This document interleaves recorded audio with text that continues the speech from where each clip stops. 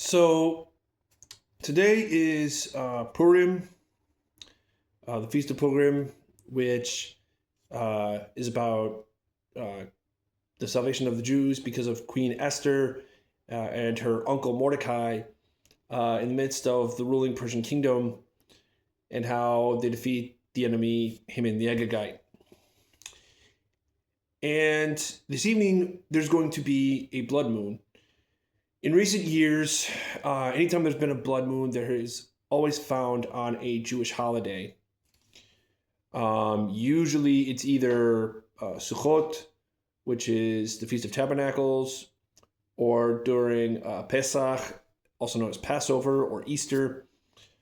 And there was one time, not too many years ago, where there was a blood moon on what was known as the second month of Passover. What that was in the Torah was if you couldn't celebrate Passover on the original month, which is Aviv, which later becomes Nisan, then you could celebrate it on the second month.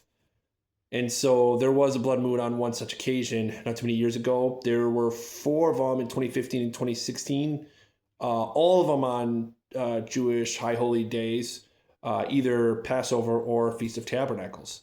Today, it's going to be on the Feast of Purim or the Feast of the Casting of Lots, in which even in a modern day setting, we see the Jewish people defending themselves against Iran or the Kingdom of Persia in this case once again.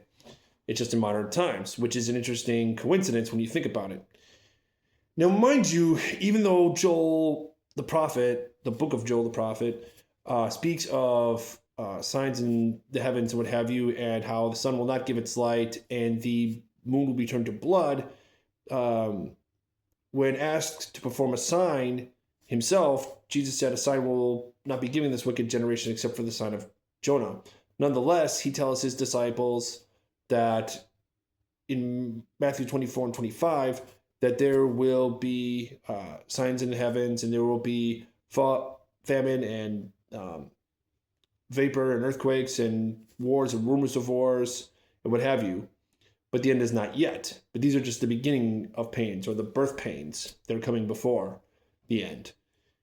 I don't know that we're in the end, and I don't know that we should read too much into the current signs of the blood moon. All I can say is that God is up to something because the heavenly bodies were set for signs and for seasons. For us, the best we can do is wait and see what God does. Peace.